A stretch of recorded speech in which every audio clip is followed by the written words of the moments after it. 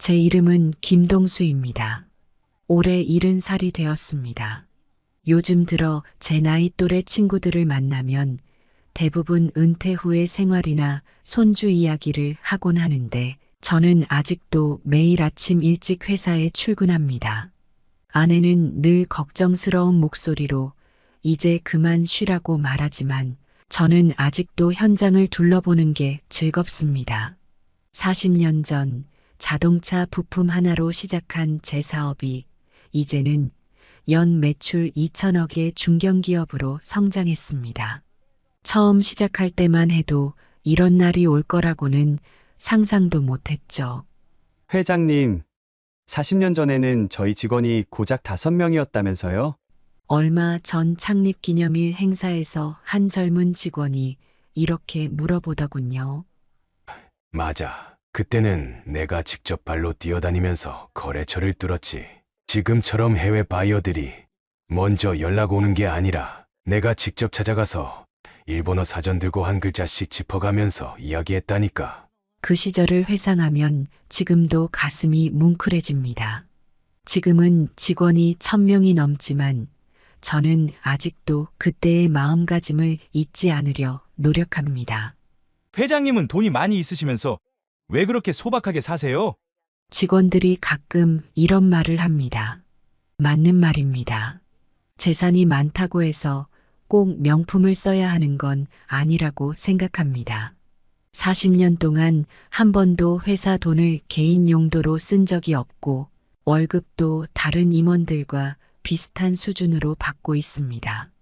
아내도 저와 같은 생각입니다. 여보, 당신이 돈보다 사람을 보는 눈이 있어서 여기까지 온 거예요. 아내가 늘 하는 말입니다. 맞는 것 같아요. 저는 지금까지 사람을 외모나 배경으로 판단한 적이 없습니다. 신입사원을 뽑을 때도 스펙보다는 그 사람의 진심을 보려고 합니다. 그래서일까요? 우리 회사는 이직률이 업계에서 가장 낮다고 합니다. 직원들과 동고동락하며 회사를 키워왔고 그들의 충성심이 오늘의 우리 회사를 만들었다고 자부합니다.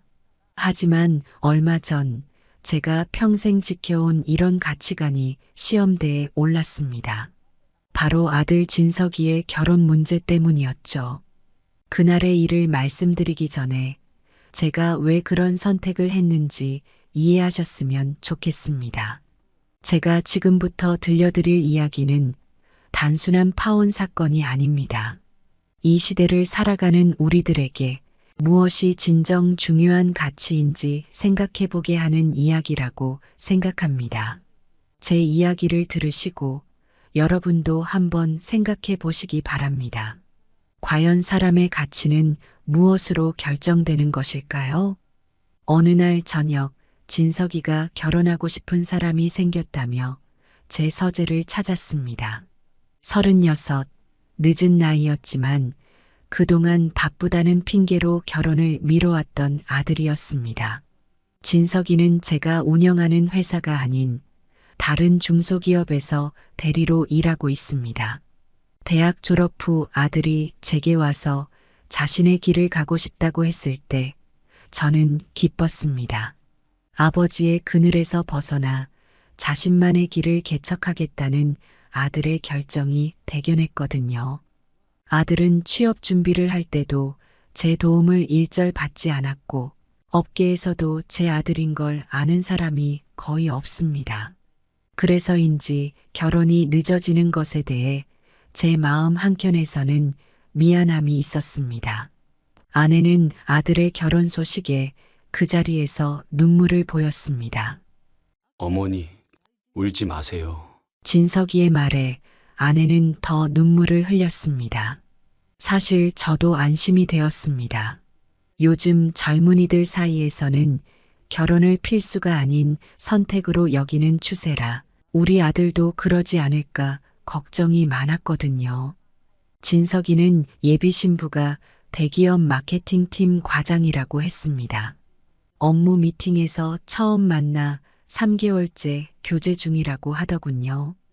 처음에는 단순한 업무 관계였다가 몇 번의 회식을 같이 하면서 서로에 대해 알아가게 되었다고 합니다. 여자친구는 진석이보다 2살 어린 34살이라고 했습니다. 아들의 이야기를 들으니 제 젊은 시절이 떠올랐습니다. 저도 아내를 처음 만났을 때 작은 공장의 사장이었을 뿐이었습니다. 하지만 아내는 제 가능성을 믿어주었고 그 믿음 덕분에 이만큼 성장할 수 있었죠. 그래서 아들의 결혼에 대해서도 그다지 조건을 따지고 싶지 않았습니다. 그런데 상대방 집안 이야기를 듣는 순간 제 마음 한켠이 불편해졌습니다. 예비 바깥사도는 대기업 임원 출신이었고 예비 안사도는 강남에서 유명 성형외과를 운영하고 있었습니다. 30년이 넘는 세월 동안 수많은 사람들을 만나며 깨달은 게 있습니다. 겉으로 보이는 모습과 실제 그 사람의 됨됨이는 다를 수 있다는 것이죠. 진석이가 들려주는 사돈댁 이야기를 들으며 뭔가 껄끄러운 것이 느껴졌습니다. SNS에 올린 사진들을 보여주는데 호화로운 식당에서 찍은 사진, 명품 가방을 자랑하는 사진들이 대부분이었습니다. 저는 수십 년간 기업을 운영하면서도 단 한 번도 사치를 부린 적이 없습니다. 직원들에게도 검소한 생활을 강조했고 회사 돈을 쓸 때는 항상 신중했습니다. 아버지, 이번 주말에 처음 뵙는 자리예요. 강남 쪽 한정식집으로 예약했어요. 진석이의 말에 고개를 끄덕였지만 마음속 불안감은 더욱 커져갔습니다. 상견례 전날 밤 아내와 긴 대화를 나누었습니다. 평소 아내는 제 사업 파트너이자 최고의 조언자였습니다. 힘든 시기마다 아내의 조언은 항상 옳았습니다. 이번에도 아내의 생각이 궁금했습니다. 여보, 나 이번에는 좀 특별한 걸 해보고 싶어. 아내도 저와 같은 생각을 하고 있었나 봅니다. 40년 전 저는 작은 공장에서 시작했습니다. 그때는 돈도 배경도 없었지만 정직하게 살면 언젠가는 인정받을 수 있다고 믿었습니다. 그 믿음대로 살았더니 정말 많은 사람들이 저를 인정해 주었습니다. 지금도 매일 아침 일찍 출근해서 현장을 둘러보는 게 제 일과입니다. 직원들과 같은 구내식당에서 밥을 먹고 현장의 목소리를 직접 듣습니다. 회장이라는 자리에 있지만 저는 여전히 40년 전의 그 청년이고 싶습니다. 하지만 요즘 세상은 많이 달라졌습니다. 젊은 세대들 사이에서는 명품이 필수품이 되어가고 있고 자신의 능력 이상으로 허세를 부리는 경우가 많았죠. SNS에는 명품백, 수입차, 호화로운 식사 자랑이 넘쳐납니다. 예비 사돈댁의 SNS를 보면서 제 마음이 불편했던 것도 그런 이유였을 것입니다. 우리와 진정으로 맞는 집안인지 시험해보고 싶어. 아내도 제 뜻에 동의했습니다. 평생 검소하게 살아온 아내였지만 이번에는 더 특별한 계획을 세우자고 했습니다. 우리는 밤늦게까지 내일 있을 상견례를 위한 전략을 세웠습니다. 단순히 예비 사돈을 시험해 보자는 게 아니었습니다. 이것은 우리 아들의 앞날이 걸린 중요한 문제였습니다. 결혼은 두 사람만의 일이 아닙니다. 두 집안의 가치관과 생활 방식이 맞아야 하는 일이죠. 그래서 우리는 특별한 결심을 했습니다. 이 결정이 우리 가족의 인생에 큰 전환점이 될 줄은 그때는 미처 몰랐습니다. 동대문 시장을 찾은 건 제 인생에서 처음이었습니다. 평소 양복은 압구정동에 있는 단골 맞춤집에서 맡겨 입었습니다.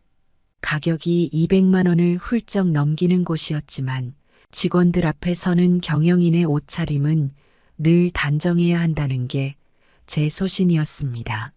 하지만 오늘은 달랐습니다.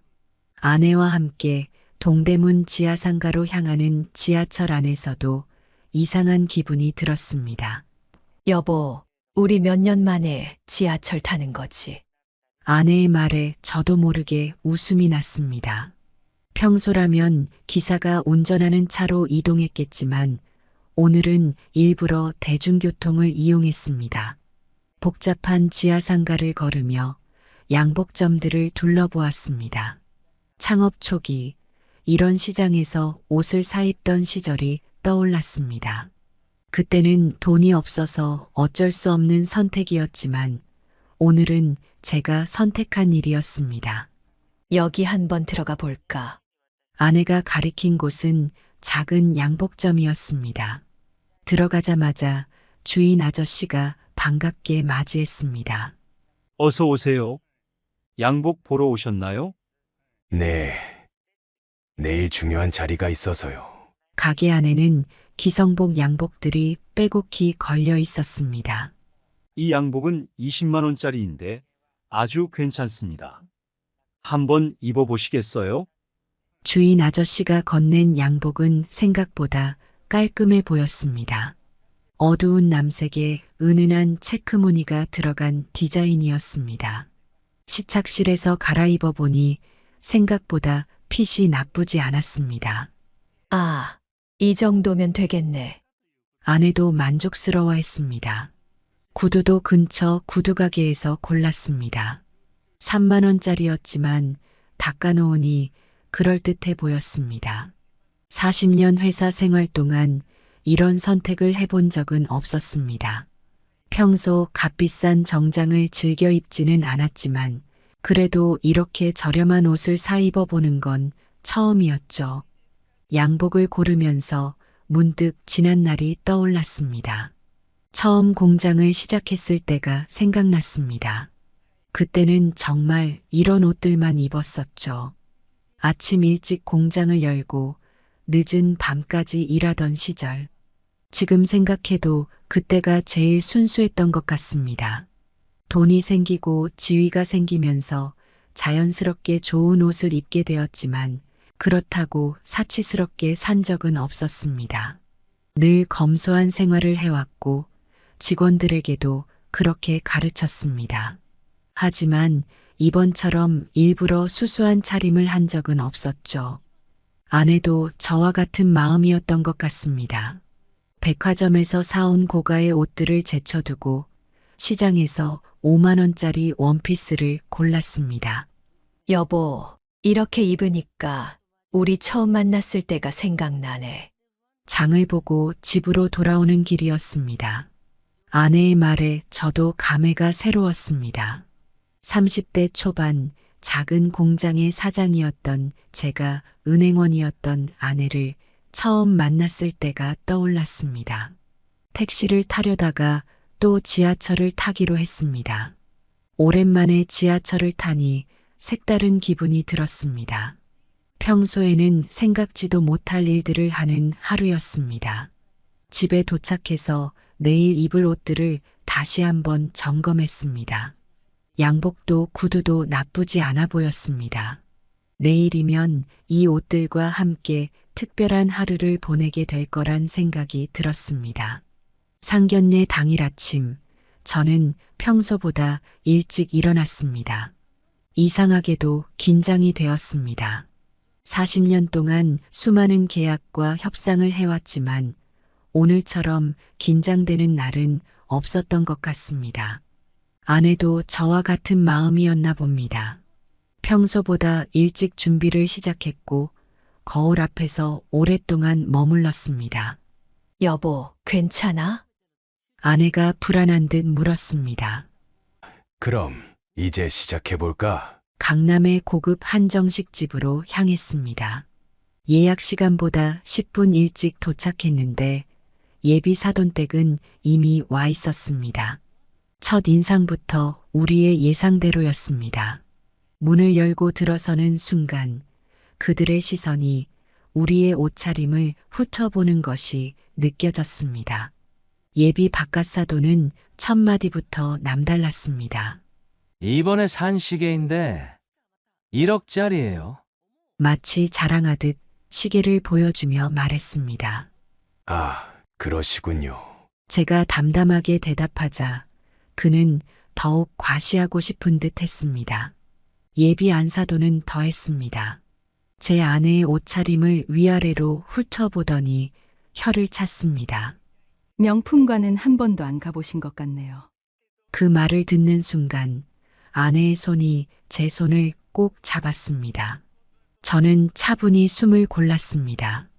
예비 사돈댁의 모습을 보며 제가 왜 이런 선택을 했는지 더욱 확신이 들었습니다. 자녀들의 결혼이란 게 단순히 두 사람의 만남으로 끝나는 게 아닙니다. 두 집안의 문화가 만나는 것이고 가치관이 만나는 것이죠. 이제 시작이구나 하는 생각이 들었습니다. 하지만 그때까지만 해도 이 만남이 어떻게 끝이 날지는 상상도 못했습니다.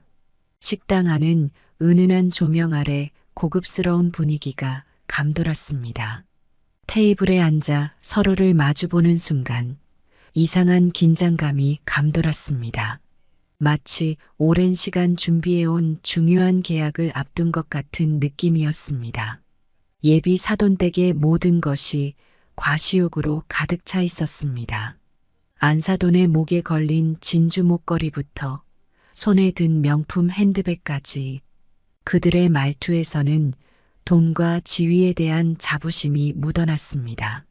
인생에는 때로 이런 순간이 있는 것 같습니다. 평범해 보이는 하루가 때로는 우리 인생의 큰 전환점이 되기도 하는 것처럼 말입니다. 그날의 상견례는 그렇게 시작되었습니다. 차가운 공기가 흐르는 가운데 음식이 나왔습니다.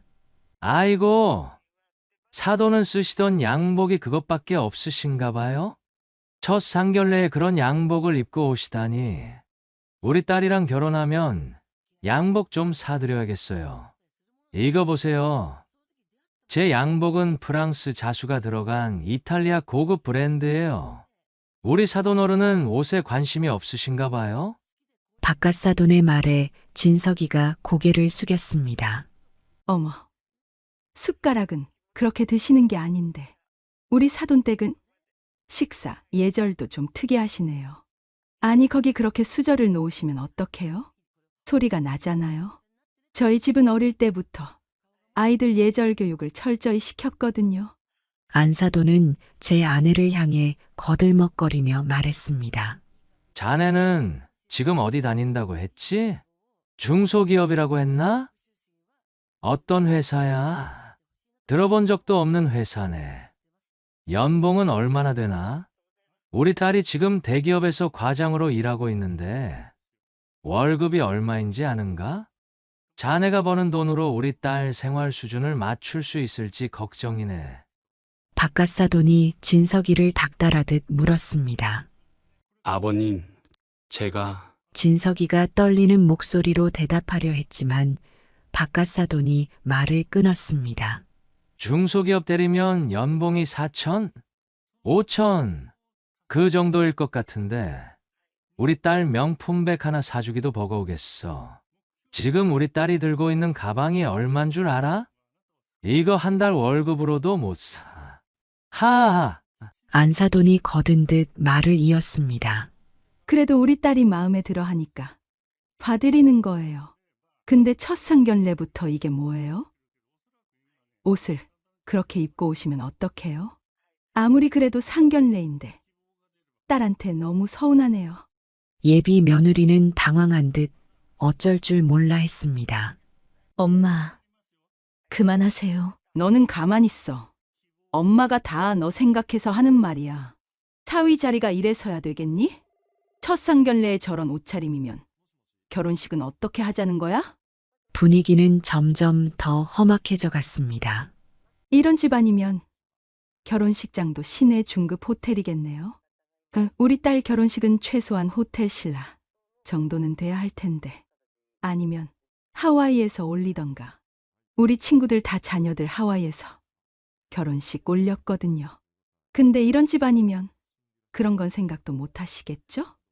하하. 안사돈이 비웃듯 말했습니다. 신혼여행은 어디로 갈 계획인가?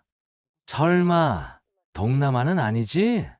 우리 딸 친구들은 다 유럽이나 몰디브로 갔는데, 아니 적어도 괌이나 하와이는 가야지. 자네 여행 경비는 준비되어 있어? 박갓사돈이 진석이를 곤란하게 만들었습니다. 저희 딸이 평소에 얼마나 좋은 것만 써왔는데 이런 집안으로 시집을 가면 고생길만 훤하네요. 아니 사돈은 식사하실 때 그렇게 수저 소리를 내시면 어떡해요? 옆 테이블에서도 다 듣겠어요. 안사돈은 제 아내를 향해 또다시 독서를 퍼부었습니다. 교육을 어떻게 받고 자랐길래 이러시나. 아니 기본적인 예의범절도 모르시나요? 우리 집은 어릴 때부터 예절학원 보내고 식사 예절도 철저하게 가르쳤어요. 근데 이런 분들이랑 한 집안이 된다고 생각하니 걱정이 이만저만이 아니네요. 아내의 손이 테이블 밑에서 떨리고 있었습니다. 그나저나 신혼집은 어디로 구할 텐가? 아직도 집을 안 구해서야 쓰나?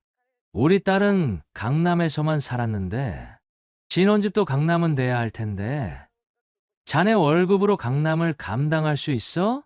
아니면 사돈께서 도와주실 건가요? 박갓사돈이 저를 쳐다보며 물었습니다. 아니 근데 정말 이해가 안 되는 게 어떻게 첫 상견례에 저런 양복을 입고 오시죠? 옷에 관심이 없다고 하기에는 너무하시네요. 사돈들은 평소에도 이러고 다니시나요? 아니 적어도 오늘 하루는 좀 신경 쓰셨어야 하는 거 아닌가요? 안사돈은 다시 한번 제 옷차림을 비웃었습니다. 진석이는 고개를 푹 숙인 채 아무 말도 하지 못했고 예비 며느리는 안절부절 못하는 모습이었습니다.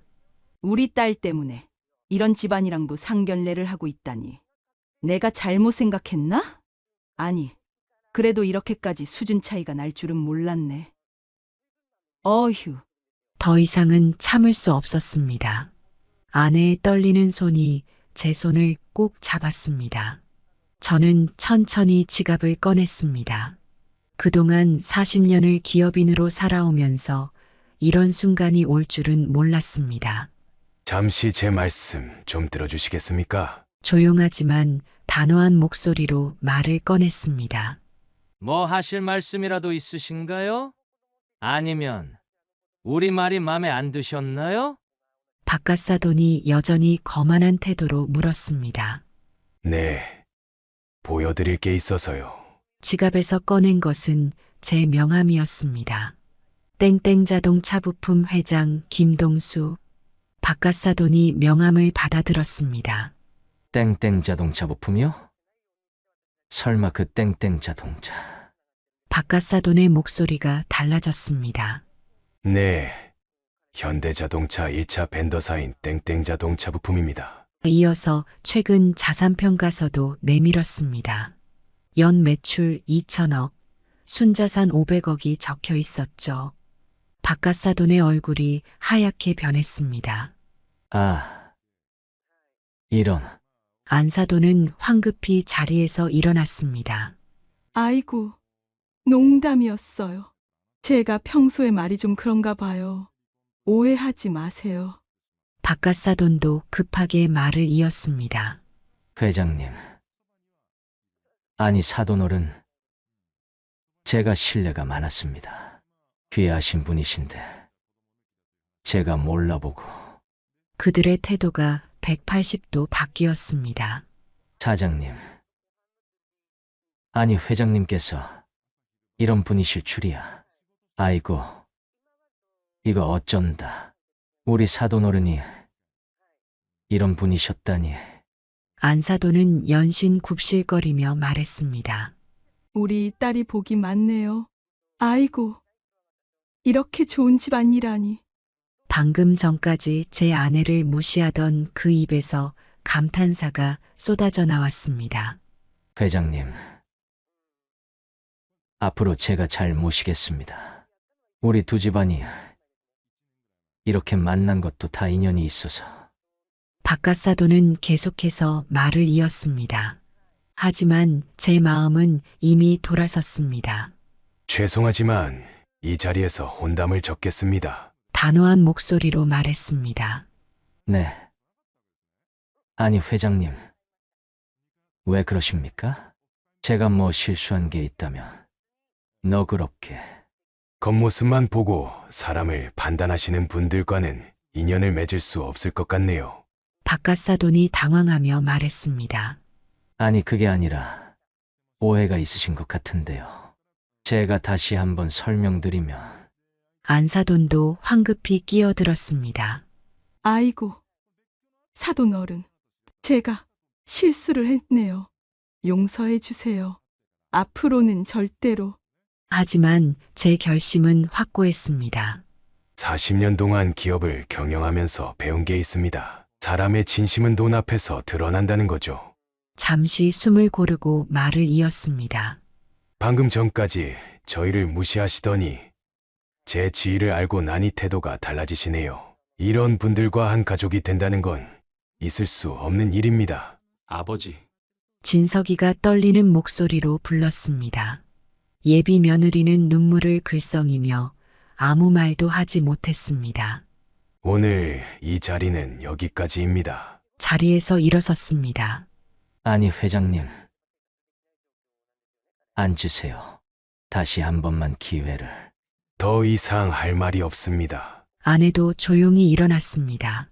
여보, 가시죠. 아내의 목소리는 단단했습니다. 사돈 어른, 제발요. 우리 다시 이야기 좀. 안사돈의 애원하는 목소리가 뒤에서 들렸습니다. 하지만 우리 부부는 뒤도 돌아보지 않고 식당을 나섰습니다. 밖으로 나오니 한결 마음이 가벼워졌습니다. 아버지, 진석이가 뒤따라 나왔습니다. 진서가, 미안하다. 하지만 이게 너를 위한 길이야. 아들의 어깨를 두드렸습니다. 아버지 말씀이 맞습니다. 저도 이제 알겠습니다. 진석이의 눈에도 눈물이 고여 있었습니다. 예비 며느리도 뒤따라 나왔지만 아무 말도 하지 못하고 눈물만 흘렸습니다. 이렇게 끝이 날 줄 알았다면 차라리 처음부터 이런 자리를 갖지 말았어야 했을 것입니다. 하지만 이번 일을 통해 우리는 더 중요한 것을 깨달았습니다. 돈과 명예는 그저 거칠애일 뿐, 진정한 가치는 그 사람의 마음에 있다는 것을. 그날 이후로 한동안 우리 가족은 힘든 시간을 보냈습니다. 사돈댁은 온갖 방법을 동원해 연락을 취해왔습니다. 먼저 바깥사돈의 지인이라며 바깥사돈이 다니는 대기업 부사장이 저를 찾아왔습니다. 김 회장님, 젊은 사람들 일인데 우리가 너무 관여하는 건 아닙니까? 하지만 제 대답은 단호했습니다. 부사장님, 젊은 사람들 일이 아닙니다. 평생을 함께 할 집안의 문제입니다. 그 다음 날은 안사돈의 친구라는 분이 찾아왔습니다. 우리 친구가 잘못했습니다. 무릎이라도 꿇고 사과하겠다고 하는데. 그 말을 들으며 더욱 실망했습니다. 진정한 반성이 아닌 자신들의 체면을 지키기 위한 행동이라는 게 보였기 때문입니다. 예비 며느리도 여러 차례 전화를 걸어왔습니다.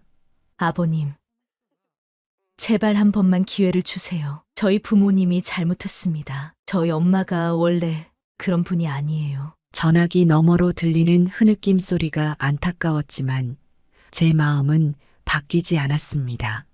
널 탓하는 게 아니다. 하지만 평생을 함께 할 집안인데 이렇게 시작하면 안 된다. 바깥사돈은 급기야 제 회사까지 찾아왔습니다. 회장님, 제가 잘못했습니다. 한 번만 용서해 주십시오. 하지만 이미 그들의 본심을 봤습니다. 돈과 지위 앞에서 인격이 바뀌는 사람들과는 함께할 수 없었습니다. 가장 힘들어한 건 진석이었습니다. 처음 며칠간은 방에서 나오지도 않았습니다. 아버지, 저 그 사람 정말 좋아했어요. 그런 아들을 보며 제 마음도 아팠습니다. 하지만 시간이 지나면서 진석이도 조금씩 변화하기 시작했습니다. 아버지, 그날 상견례장에서 사실 저도 많이 실망했어요. 어느 날 저녁 진석이가 먼저 이야기를 꺼냈습니다. 처음에는 이해가 안 됐어요. 하지만 시간이 지나고 보니 아버지 말씀이 맞았어요. 진석이는 그들이 보낸 수많은 문자 메시지를 보여주었습니다. 처음에는 사과하는 내용이었다가 점점 협박조로 바뀌어가는 내용들이었습니다. 이런 집안과 정말 한 가족이 될 뻔했네요. 그제서야 진석이도 씁쓸하게 웃었습니다. 아내도 제 선택을 지지했습니다. 여보, 잘했어요. 나는 당신을 믿어.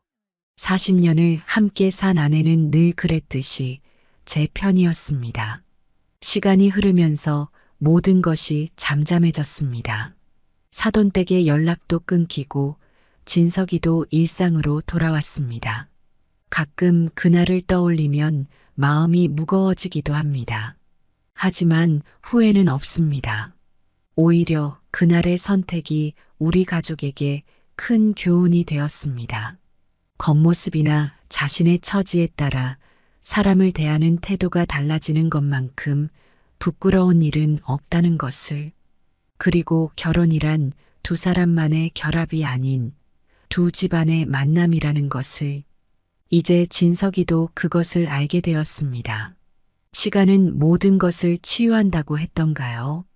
그 일이 있고 1년이 지났을 때 진석이가 또다시 결혼 이야기를 꺼냈습니다.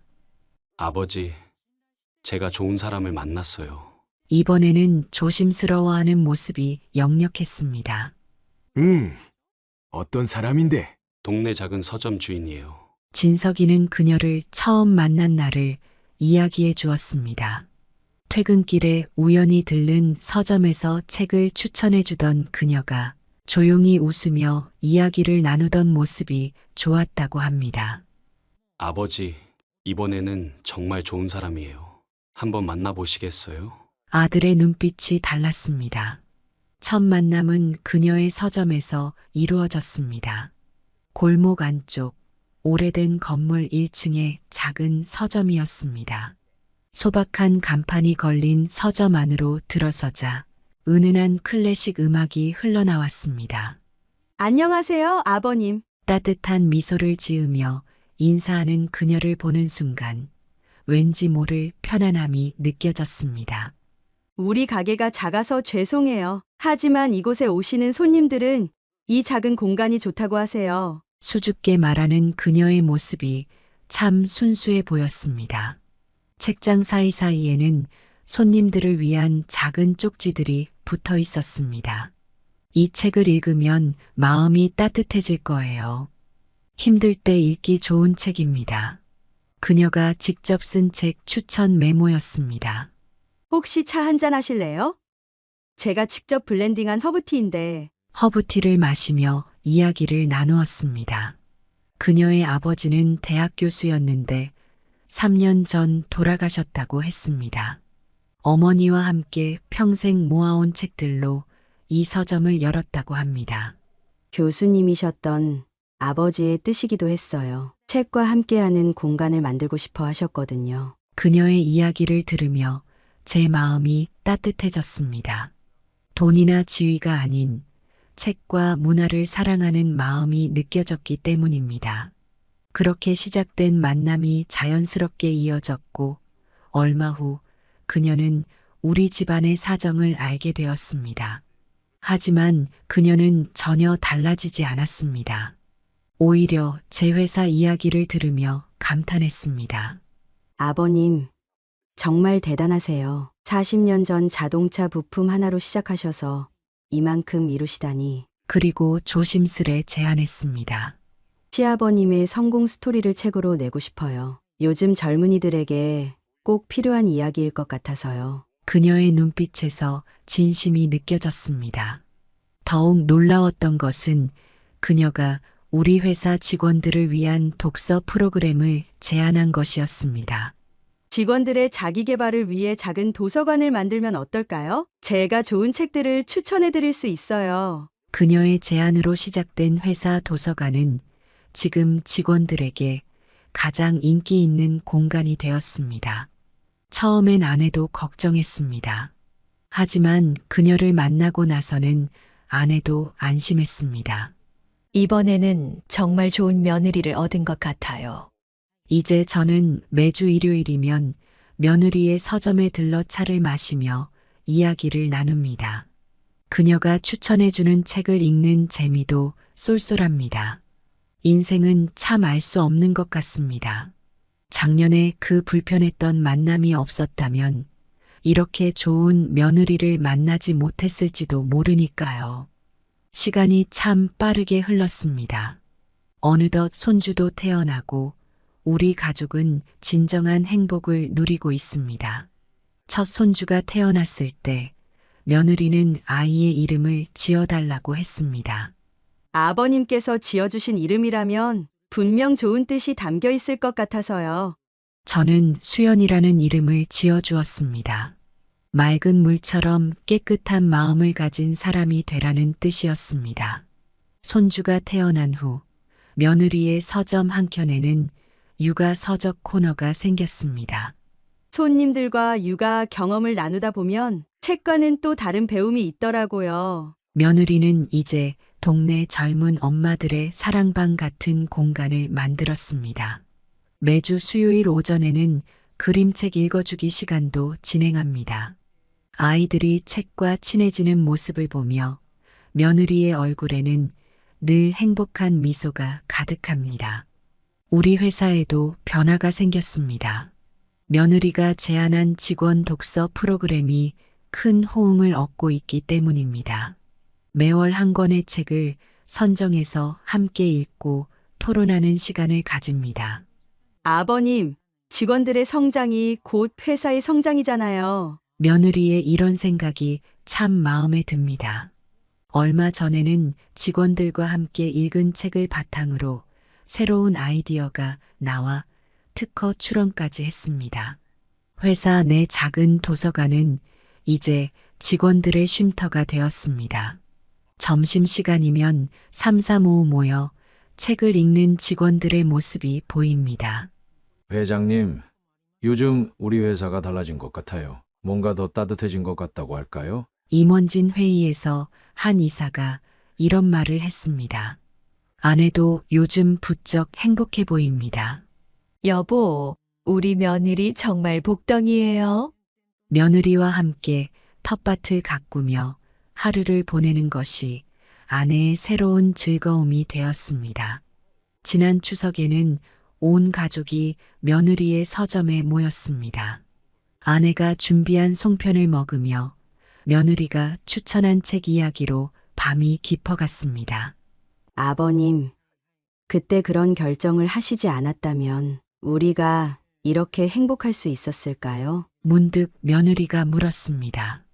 그 말을 들으니 2년 전 그날이 떠올랐습니다. 겉모습과 물질 만능주의에 젖어 있는 세상에서 그날의 결정이 쉽지는 않았습니다. 하지만 그 결정이 우리 가족에게 진정한 행복을 가져다 주었습니다.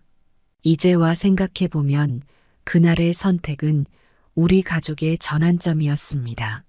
돈이나 지위가 아닌 사람의 됨됨이를 보는 눈을 가질 수 있게 해준 소중한 경험이었죠. 이 이야기를 들려드리는 이유는 간단합니다. 요즘처럼 겉모습과 물질 만능주의가 만연한 시대에 무엇이 진정한 가치인지 생각해 보시길 바라는 마음에서입니다. 진정한 행복은 명품백이나 고급 시계에 있지 않습니다. 서로를 이해하고 배려하는 마음, 그리고 함께 성장하고자 하는 진심에 있다고 생각합니다. 우리 며느리가 늘 하는 말이 있습니다. 책을 읽으면 다른 사람의 인생도 이해할 수 있어요. 그게 바로 지혜라고 생각해요. 이제 저는 며느리의 말에 전적으로 동의합니다. 우리 모두가 조금 더 지혜로워져서 겉모습이 아닌 진심을 볼 수 있게 되기를 바랍니다. 이것이 제가 이 이야기를 들려드리는 진짜 이유입니다. 인생은 참 신기한 것 같습니다. 마치 겨울이 지나면 봄이 오듯 힘든 시간이 지나면 늘 좋은 날이 찾아왔습니다. 40년 전 작은 공장에서 쇠를 깎던 청년이 이렇게 큰 기업의 회장이 될 줄은 몰랐습니다. 그 시절의 거친 손과 기름 묻은 작업복이 제 인생의 훈장이었다고 생각합니다.